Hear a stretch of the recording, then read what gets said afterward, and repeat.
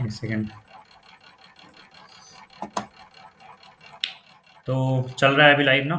हाँ, record start हो गया है। ओके। देखो, पहली बात तो दोस्तों, ये जो वीडियो है ना, ये इसमें डिस्क्रिप्टिव में आपको लाइव देखते हैं जितना लिख के दिखाऊंगा, एक पैटर्न आपको मिल जाएगा। कितना टाइम डिवाइड करते हैं डिस्क्रिप्टिव में, कैसे कैसे क्या करना होता है। ठीक है, तो एक लाइव टेस्ट अटेंड करते हैं, ट्राई करते हैं जो जैसा जितना हो पाए। और देखिए, थोड़ा सा ये लैपटॉप जो है, थोड़ा इसमें प्रॉब्लम होगी, कुछ आपको आवाज़ आ रही होगी और थोड़ा कैमरा भी इतना अच्छा नहीं दिखेगा, तो शक्ल मत देखिएगा, जो मैं काम कर रहा हूँ वो देखिएगा। ठीक है, चलिए स्टार्ट करते हैं। ओके, तो मैं यहाँ पे एक मॉक ले लेता हूँ।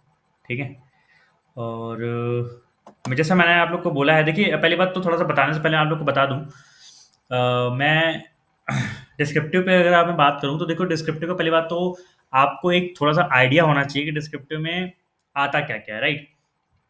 तो आपको पता है, एक ऐसे आता है, एक लीटर आता है, 30 मार्क्स का पेपर होता है आपका ये, सॉरी 30 मिनट्स का पेपर होता है। ठीक है, 25 मार्क्स का होता है, 10 मिनट का आपका लीटर होता है और 15 मार्क्स का आपका ये होता है, क्या बोलते हैं, ऐसे। ठीक है, और इसको देखो लिखना कैसे होता है, तो लिखने के लिए एक छोटी सी मैं आपको गाइड प्रोवाइड कर रहा हूँ पीडीएफ के फॉर्म में। नीचे आपको लिंक मिलेगी, ठीक है, उसमें लिख रखा है मैंने कैसे कैसे आपको लिखना होता है, क्या तरीका होता है, हेडिंग कैसे डालते हैं, लेटर का पूरा फॉर्मेट वो उसमें लिख रखा है, तो आप उसको डाउनलोड कर लेना पीडीएफ और रख लेना अपने पास। बाकी मैं यहाँ लाइव भी जितना हो सकता है दिखा रहा हूँ आपको। ठीक है, तो रुको, टर्म्स एंड कंडीशन पहले एक्सेप्ट करनी पड़ेगी। अच्छा, ठीक है, तो नेशनल, हाँ, ये नेशनल एजुकेशन पॉलिसी पे एक इन्होंने दिया हुआ है, और लेटर किस चीज़ पे है, बैंक मैनेजर को लिखना है एक एजुकेशन लोन के लिए जितना जल्दी हो सके उतना जल्दी। अच्छा, तो सबसे पहले क्या करेंगे अपन, देखो 29 मिनट्स, अपन 29 मिनट्स 20 सेकंड है ना, तो आधे घंटे में अगर देखा जाए तो आधे घंटे में अपन क्या कर सकते हैं, सबसे पहले हम करेंगे कोशिश वो करने की, इसको पहले ऊपर ले चलो। ठीक है, सबसे पहले हम कोशिश करेंगे कि हम कर सकें लोन वाला, ये लेटर लिखते हैं पहले। ठीक है, कोशिश ये रहेगी 7 मिनट में, 7 से 8 मिनट में लोन खत्म कर देंगे, सॉरी मतलब लेटर खत्म कर देंगे, फिर अब चलेंगे इससे भी। ठीक है, क्लियर है। तो इसमें देखिए कैसे कर सकते हैं, जैसे मैंने आपको बताया, सबसे पहले सेंडर से एड्रेस होगा। ठीक है, फिर डेट होगी, फिर रिसीवर से एड्रेस होगा, फिर सब्जेक्ट होगा, फिर डेट होगा, मतलब फिर डियर सर, और फिर सैल्यूटेशन के बाद बॉडी स्टार्ट करेंगे। ठीक है, तो मैं यहाँ पे लिख रहा हूँ अपना, मान लीजिए मैं यहाँ पे लिख रहा हूँ अपना एड्रेस लिख रहा हूँ, ध्यान देखिएगा। ओके, शायद ये ऑन है। गो ऑफ सिटी, मैं अपना नोएडा वाला एड्रेस लिख रहा हूँ, गो ऑफ सिटी 75। ठीक है, नोएडा। जो भी है इसका पिन नंबर क्या है, 201301। ठीक है, फिर एक लाइन छोड़ के यहाँ पे लिखेंगे डेट, आपका मेंस का पेपर कब है, 22 जनवरी को है ना, तो 22 जनवरी 2022। ठीक है, फिर यहाँ पे एक एड्रेस आप लिखेंगे, बैंक मैनेजर को लिखना है ना, तो द बैंक मैनेजर। ठीक है, स्टेट, या फिर जो भी बैंक है, बैंक ऑफ, उसमें लिखा होगा आपके इंडिया। ठीक है, इंडिया हो गया, इंडिया, न्यू दिल्ली, या फिर सॉरी, अभी आपका नोएडा में है ना, तो उसको लिख दो सेक्टर 18, सेक्टर 18 नोएडा। ठीक है, पेन हमेशा लिखना भूलना, कभी नहीं भूलेंगे, पेन बहुत ज़रूरी होता है। ठीक है, अब आगे लिखते हैं हम, सब्जेक्ट लिख देते हैं। ठीक है, तो सब्जेक्ट में क्या होगा भाई, सब्जेक्ट में देखिए, ये आपका देखिए वर्ड काउंटर लगा हुआ है, वर्ड काउंट कर रहे हैं आप। सब्जेक्ट, सब्जेक्ट में क्या लिखना है आपको, लोन लिखना है, तो एप्लीकेशन, एप्लीकेशन, थोड़ा मेरी स्पीड अभी धीरे लग रही होगी, बहुत दिन बाद लिख रहा हूँ, फॉर द एप्लीकेशन फॉर, और लोन लिख दो, education loan, for loan for further studies है, फॉर फर्दर, फर्दर स्टडीज चलेगा, स्टडीज में क्यों नहीं है। ठीक है, मतलब ग्रामरली साथ में चल रहा है। ठीक है, फर्दर की स्पेलिंग गलत होगी इसलिए बता रहा है वो, तो आप लोग भी ऐसे ग्रामरली इंस्टॉल कर लेना। ठीक है, ग्रामरली इंस्टॉल कर लोगे ना, ग्रामरली का ये डालें तो आपको गलतियाँ बताता रहेगा, ग्रामेटिकल जो मिस्टेक कर रहे हो, सब्जेक्ट में कुछ मैंने गलती कर दी, और ये अच्छा, ये बगल में होना चाहिए। ठीक है, एप्लीकेशन, ठीक है, बढ़िया, तो ग्रामरली देखो बहुत हेल्प कर देता है। नाउ स्टार्ट करते हैं इसको। ठीक है, देखिए क्या होगा, डियर सर या फिर रिस्पेक्टेड सर, जो भी लिखना है, कोई दिक्कत नहीं है।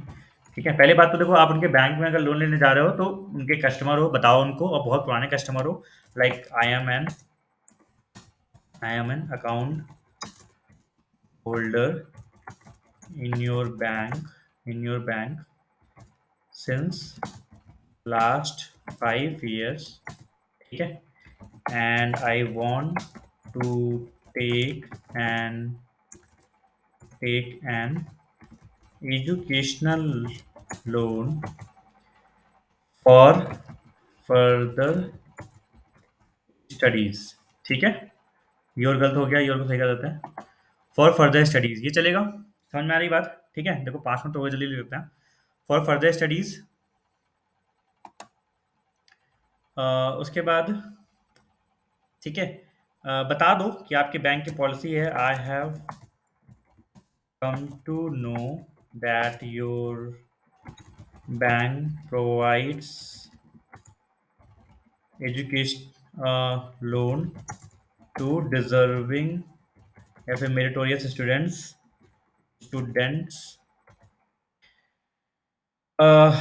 ठीक है, to deserving students who want to pursue higher educational studies, right?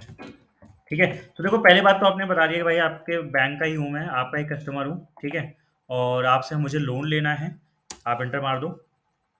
ठीक है, और फिर अब वो देखो, अब आपको वो लोन क्यों दे, जब उनको इंटरेस्ट आएगा तब ना, इंटरेस्ट आएगा मतलब हाँ भाई आप तेज लड़के हो, वहाँ पे भी जाके आप पढ़ोगे, जॉब लगेगी, तो थोड़ा बता दो कि भाई मैं तेज रहा था, भले आप तेज न रहे हो, मतलब बता दो, फिलहाल प्रोड्यूस करना होगा। I have always been a, ठीक है, been a brighter student in my class and have scored, कितना स्कोर किया होगा भाई मैंने, एंड स्कोर्ड CGPA, अब मेरा बताऊँ तो मेरा 9.8 आया था, आपका जो भी है लिख दो 9.8। ठीक है, इन 10th standard, in 10th, and कितना आया था, 88%, 88% इन 12th स्टैंडर्ड। ठीक है, चलेगा, तो ये लिख दिया। साथ ही आपका जो ग्रेजुएशन में जो रहा हो वो भी लिख दो, I have also qualified qualified अब जैसे जे एग्जाम होता है ना इंडिया में, आई हैव ऑल्सो क्वालिफाइड, तो जे लिख दो या फिर एंट्रेंस एग्जाम। ठीक है, क्या लिखोगे, एंट्रेंस एग्जाम। अब क्या करने जा रहे हो, मान लो बीटेक करने जा रहे हो आप वहां से, फॉर बीटेक कोर्स। ठीक है, एंड आई एम, यहाँ पे आपको लिखना पड़ेगा, एंड आई, सॉरी, अरे, एंड आई एम, अरे रुको, and I am keen to pursue, मैं क्या परसू करना चाहता हूँ, दिस कोर्स फर्दर, फर्दर। ठीक है, चलेगा इतना, बस आपने कहानी सुना दी, मैं तेज लड़का हूँ वगैरह वगैरह, ये सब हो गया। अब उनको बता दो कि जो है, सो आई रिक्वेस्ट, क्या कर सकते हो, रिक्वेस्ट ही कर सकते हो, आई रिक्वेस्ट यू, जल्दी से, you to kindly grant loan for my higher studies. ठीक है, इफ, समझ में आ रही है बात, इफ नेसेसरी। अब देखो, ये जो मैं लिख रहा हूँ, इसका ना मैंने दिमाग में थोड़ा-सा पहले ही पिक्चर बना लिया था कि कैसे-कैसे मुझे लिखना है। आप लोग को भी जैसे टाइम मिले, पहले जब आपको ये मिले क्या, देखो, जब आपको पहली बात तो ये लेटर मिले, अच्छा एक मिनट रुको, मैं अभी थोड़ा लिख दूँ फिर समझाता हूँ आप लोग को, ठीक है? इफ नेसेसरी, ठीक है? अगर ज़रूरत पड़ी तो I would be more than happy या फिर happy to produce the required, एक minute, required documents for the same। ठीक है, अब भाई थोड़ा इनको थैंक यू बोल दो। ठीक है, looking forward looking forward to receiving an earlier, क्योंकि आपको जल्दी चाहिए, reply। ठीक है, देखो काफी गलतियां हो गई। receiving, ठीक है, देखो इतनी गलतियां हो जाती हैं सब करने में। ठीक है, इसलिए आपको जो है मैं बोलता हूँ ग्रामरली इंस्टॉल कर लीजिए, वहां पे भी आप टाइम निकाल के। हाँ, अब देखो ये हो गया रिप्लाई। ठीक है, यहाँ पे देखो रिप्लाई। ठीक है, फिर जल्दी से थैंक्स, नहीं थैंक्स मैं छोड़ो, थैंक्स लिखना सकते हो, इसका डायरेक्टली लिखो yours sincerely Vijay Mishra. Phone number लिख दो 98077396 कुछ भी जो भी है। ठीक है, जो मैं नाम भी सही कर देगा ये। ठीक है, समझ में आ गया? 10 मिनट लग गए, थोड़ा सा आपको बता रहा था और ये थोड़ा सा, वरना इसको 7 मिनट में कर सकते हो आप। देखो पहली बात तो आपको दिमाग में 1 मिनट में फ्रेम कर लेना, करना क्या क्या है। सबसे पहले आप लिखो जो भेज रहा है, जैसे आपका एड्रेस। ठीक है, उसके बाद आप लिखो डेट, उसके बाद आप लिखो जिनको भेज रहे हो, बैंक मैनेजर को। ठीक है, कोशिश करिए जो आपका एड्रेस लिख रहे हो बैंक का। अच्छा, आप जो भी लेटर पे टाइप करना, याद करना कि उसमें डेट ये वाले डाल दो। जैसे अगर मेंस आपका इस दिन शेड्यूल हुआ मान लो, तो आपको डेट की आदत पड़ी रहेगी। दूसरा, सब्जेक्ट लिख के तुरंत ही जो भी लिखा हुआ है क्वेश्चन में उसको छाप दो। पहले पैराग्राफ में लिख दिया कि भाई आपके बैंक का वो हूँ, अकाउंट होल्डर हूँ वगैरह वगैरह, तो उनको होता है ना ट्रस्ट बनता है। उसके बाद आपने बता दिया क्या कि ये है क्या बोलते हैं कि ब्राइटेस्ट स्टूडेंट रहा हूँ भाई, वो क्यों मुझे देंगे। ठीक है, इन माई क्लास। ठीक है, बता देंगे क्यों लोन देंगे, क्योंकि भाई 9.8 स्कोर किया हूँ, 12th में 88% है, बीटेक कोर्स का एंट्रेंस एग्जाम में निकाल रखा है, तो बोलेंगे हाँ ठीक है, पढ़ने में लगा, ठीक है। और उसके बाद I request you to kindly grant me a loan for higher studies. ठीक है, योर सिंसियरली विजय मिश्रा। इसको आप सेव कर दीजिए, सबमिट करना है, सेव कर दीजिए पहले। देखिए यहाँ सेव होता है, सेव कर दिया करिए। अभी सेव हो गया कि नहीं हुआ, पहले ये बताओ। सेव हो गया? ठीक है, अभी नेक्स्ट करते हैं आप। अभी देखो जैसे ये है ना, अब इसमें देखो, अब इसमें तो मैं ये लिखूंगा तो बहुत टाइम निकल जाएगा। देखो तब भी देखिए ट्राई करते हैं। मैं देखो आपको फॉर्डर पॉइंट बता रहा हूँ। जैसे मान लो अगर ये ऐसे मेरे सामने खुलेगा, तो मैं क्या लिखूंगा उसमें। ठीक है, तो सबसे पहले जो मैं यहाँ लिखने जा रहा हूँ, ये आप अपने चाहे रफ में या फिर दिमाग में एक होता है ना फॉर्डर पॉइंट बनाओ। पहली बात तो नेशनल एजुकेशन पॉलिसी आपको पहले से पता होनी चाहिए है क्या। मैं थोड़ा थोड़ा बता दे रहा हूँ। जैसे मान लो कि देखो पहली बात तो हमारी गवर्नमेंट इसको 2020 में ले आई, नेशनल एजुकेशन पॉलिसी को एक्ट पास करवा के पार्लियामेंट में। ठीक है, और उसके बाद उन्होंने क्या किया, क्यों ले आए भाई, क्योंकि जो हमारी पुरानी एजुकेशन पॉलिसी थी वो बहुत ही आउटडेटेड थी, वो 34 ईयर्स पुरानी थी। ठीक है, so our government,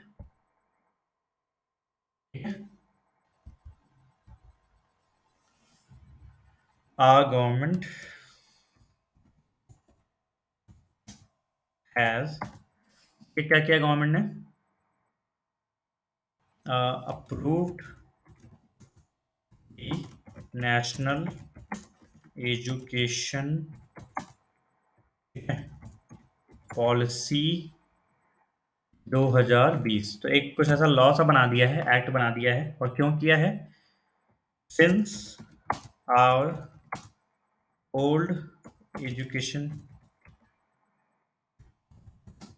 policy is outdated and 34 years old,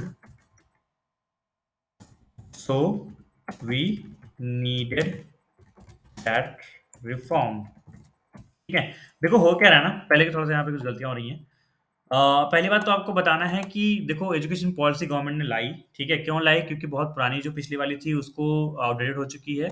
और ठीक है, तो नई वाली में रिफॉर्म लाना है। ठीक है, ये बात तो पहली बात तो हो गई। उसके बाद आप लिखिए इसका मिशन क्या है, गवर्नमेंट करना क्या चाहती है। ठीक है, तो यहाँ पे मैं आपको बता रहा हूँ, आप लिखना मिशन, करना क्या चाहती है। ठीक है, तो कैसे आप लिखोगे, देखो पहले बात तो करना कैसे इसको, कि इसको ना मैं 4 पैराग्राफ में बांटूंगा। सबसे पहले मैंने इंट्रोडक्शन दे दिया कि रिफॉर्म पास हो गया है, पॉलिसी पुरानी वाली आउटडेटेड थी। फिर मैं मिशन मिशन लिखूंगा। मिशन में 3-4 पॉइंट, जैसे मान लो गवर्नमेंट जो हायर एजुकेशन वो है, एनरोलमेंट है, उनको बच्चों को पढ़ा के 2035 तक 50% करना चाहती है। मतलब 50% बच्चे एटलीस्ट हायर एजुकेशन को फॉलो करें। ठीक है, पहला तो ये हो गया। ठीक है, दूसरा इसमें गवर्नमेंट ये करना चाहती है कि जो हमारी रोट लर्निंग वाला सिस्टम है, रट्टाफिकेशन, वो खत्म करना चाहती है। वो प्रैक्टिकल मिशन पे ज़्यादा काम करना चाहते हैं, जैसे बाहर होता है वोकेशनल ट्रेनिंग वगैरह वगैरह वगैरह। ठीक है, तो मैं पॉइंट्स में लिख रहा हूँ, आप इसको लैंग्वेज बना के पूरा पैराग्राफ लिख दोगे। तो ये मिशन हो गया आपका। ठीक है, मिशन में क्या है कि increase increase percentage of higher percentage of, एक minute, students in higher education by increase percentage to 50।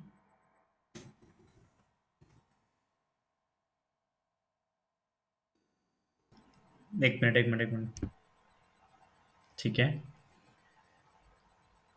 एक मिनट, क्या क्या लिख रहा हूँ मैं? Increase the percentage of students, हाँ, by 50 in higher education, by कब तक करना चाह रहे हैं? ये 2035 तक इनका एम है। ठीक है, दूसरा क्या इनका एम है कि they want to reduce rote learning का मतलब रट्टाफिकेशन,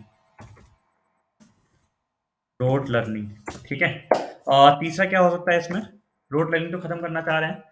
तीसरा इनका एम ये है कि जो इतना हार्ड एंड फास्ट ये स्ट्रीम में डिवीजन है ना, इसको रिड्यूस करना चाह रहे हैं। रिड्यूस क्या कर रहा हूँ मैं? Reduce the hard division of streams. जैसे पहले होता क्या था कि आप लोग क्या करते थे, जैसे मान लो भाई कि हमने जैसे मान लो 12th में ले रखा है कि मैथमेटिक्स ले रखा है ना, तो आप साथ में क्या पढ़ सकते हो? मैथमेटिक्स ही पढ़ सकते हो। मैथमेटिक्स साथ में आप फिजिक्स पढ़ सकते हो, या तो केमिस्ट्री पढ़ सकते हो। ठीक है, या तो आप हिंदी इंग्लिश पढ़ सकते हो ना। ऐसा कभी नहीं होगा कि आप मैथमेटिक्स के साथ कॉमर्स पढ़ लो, कॉमर्स साथ बॉटनी या फिर जूलॉजी पढ़ लो। ठीक है, तो ये जो हार्ड डिवीजन है ना, इस तरह से कि एक अकाउंटेंसी वाला बच्चा कुछ और नहीं पढ़ सकता। जैसे बाहर आप देखोगे, बाहर क्या होता है, सब्जेक्ट चूज करना होता है। आप अकाउंटेंसी पढ़ सकते हो, आप मैथ्स भी पढ़ सकते हो, और आप साथ में बॉटनी पढ़ सकते हो। ठीक है, तो इस तरह से चीज़ों को ये करना चाह रहे थे, ये इनका मिशन था। ठीक है, बात समझ में आ रही है? और क्या है इनका भाई? तो ये थोड़ा स्पेलिंग वगैरह सही कर देते हैं, percentage.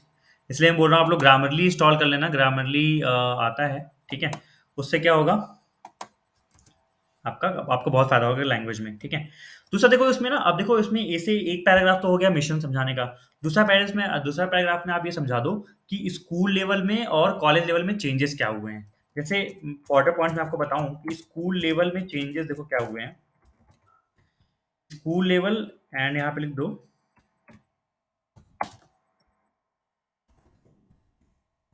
And college level changes. क्या चेंजेस हुए हैं पता है आपको? देखो मतलब क्या चेंजेस होंगे, सॉरी, अभी इम्प्लीमेंट हो जाए तो। ठीक है, इसमें चेंज क्या होगा कि जैसे गवर्नमेंट ये चाहती है कि जैसे आपका जो पूरा अभी तक एजुकेशन सिस्टम था, कुछ ऐसा था कि प्री नर्सरी और केजी वेजी ये सब होके फिर 1 से लेके 12 तक। अभी क्या है कि divide divide the school in 5 plus 3 plus 3 sorry 3 + 4 system, 4 system. ठीक है, आपको पता होगा, आपने अगर थोड़ा पढ़ा होगा तो ये कुछ ऐसा ही हो रहा है। इसमें क्या कर रहे हैं वो, कि जैसे मान लो कि, ठीक है, इना ये इसमें क्या है, जैसे मान लो कि आपका स्टार्टिंग का जो 3 क्लास तक होगा, 3 क्लास से पहले मतलब क्लास 1 2, और ये नर्सरी प्रेप केजी ये सब 5 में आएंगे, जिसको बोला जाएगा फाउंडेशनल स्टेज। ठीक है, जिसको बोला जाएगा फाउंडेशनल स्टेज। जो 3 वाला आपका है वो उसको बोला जाएगा प्रिपरेटरी स्टेज। थर्ड वाले को, उसके बाद के 3 वाले को बोला जाएगा मिडिल स्कूल, और लास्ट में आपका बोला जाएगा फाइनल स्टेज। ठीक है, तो इस तरह से इसमें किया जाएगा। इसमें अच्छी बात ये है कि अब देखो पूरा एक्सप्लेन कर नहीं कर सकते आप, इतना टाइम नहीं होता है, नहीं इतने वर्ड्स होते हैं। अब क्योंकि मैं पॉइंट्स लिख रहा हूँ तो आपको पॉइंट्स ऐसा दिख रहा होगा, लेकिन आपको इसको बना के लिखना है। ठीक है, कैसे लिखोगे? इन विच इन विच 5 इंडिकेट्स फाउंडेशन स्टेज। ठीक है, फाउंडेशन स्टेज हो गया। ठीक है, दूसरा, नेक्स्ट थ्री इंडिकेट्स, वो क्या इंडिकेट कर रहा है? आपका प्रिपरेटरी स्टेज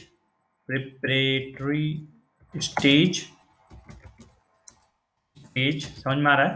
ठीक है, next 3 indicates middle school and last is last four is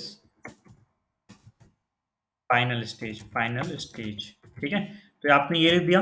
ठीक है, उसके बाद इसको आप चाहे समझा भी सकते हो, मैं तो बोलूँगा अगर आपको वर्ड्स, हाँ समझा सकते हो, कोई दिक्कत नहीं है। ठीक है, लिख देना कि जैसे अब ये बात आप लिख देना, मैं लिख नहीं रहा। ठीक है, इन फाउंडेशन स्टेज मतलब क्या होगा, बच्चों को सिखाया जाएगा कि आपको कैसे मतलब छोटी-मोटी चीज़ें की होता क्या है, लैंग्वेज पढ़ना सिखाया जाएगा, इंग्लिश में पढ़ना सिखाया जाएगा, हिंदी में पढ़ना सिखाया जाएगा, वगैरह-वगैरह।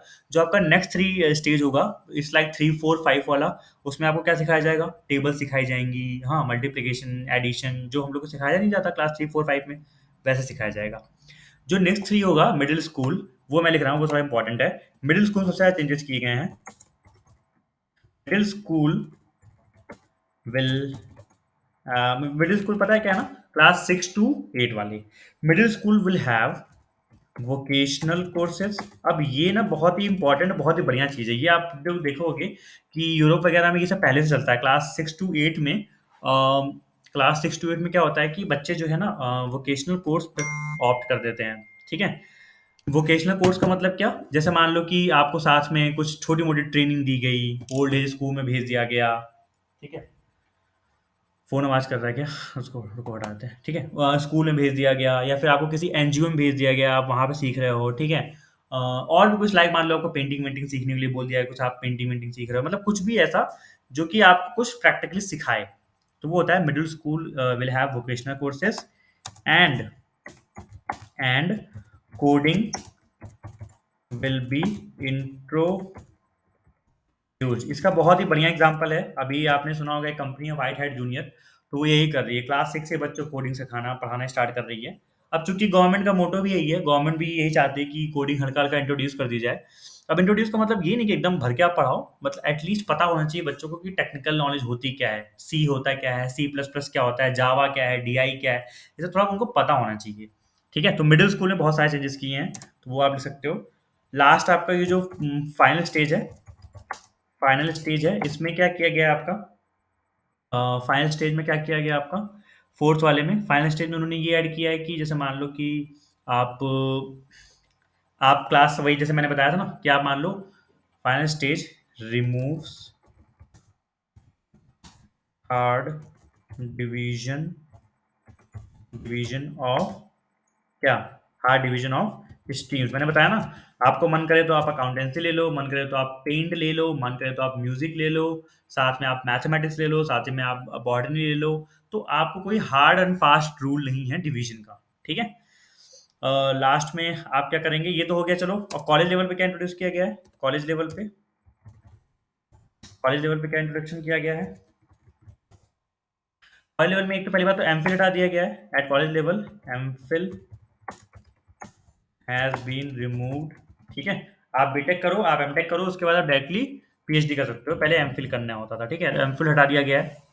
ठीक है, तो ऐसे ही ये कॉलेज लेवल पे हो गया। तो देखो मेन ये तो मैं आपको बताना चाहता कि ये तो हो गया है ना,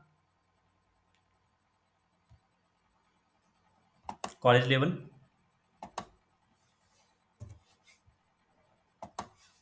ठीक है, अब बात समझ में आ गई, तो इसलिए क्या करो, आप 2 पैरा में पहले समझा दो कि गवर्नमेंट ये करना क्यों चाह रही है और मिशन क्या है, और दूसरा चेंजेस क्या हुए हैं, ये थर्ड पैरा में समझा दो। Now coming to fourth para, fourth fourth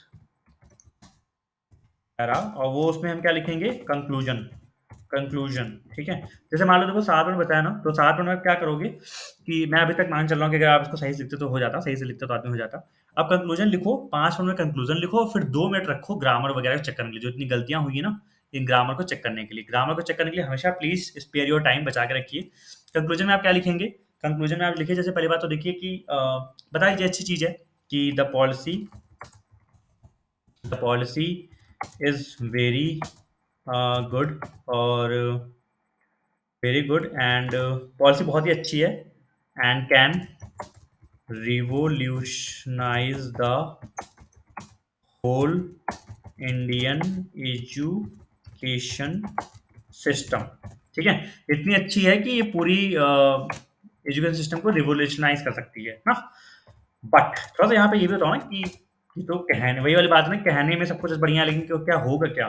but we have to सी, नहीं ये लिख दो, बट इट्स प्रॉपर इम्प्लीमेंटेशन, अगर इसका प्रॉपर इम्प्लीमेंटेशन किया जाए, बट दिस प्रॉपर इम्प्लीमेंटेशन, ठीक है, प्रॉपर इम्प्लीमेंटेशन कर दिया जाए, विल हैव, ठीक है, but it's proper implementation will have, मतलब प्रॉपर इम्प्लीमेंटेशन हम करेंगे तो हमको उससे पता चलेगा, विल विल बी फ्रूटफुल, ठीक है, प्रॉपर इम्प्लीमेंटेशन अगर कर दिया जाए तो वो हमारे लिए फ्रूटफुल रहेगा, hence we are looking forward for such a wonderful.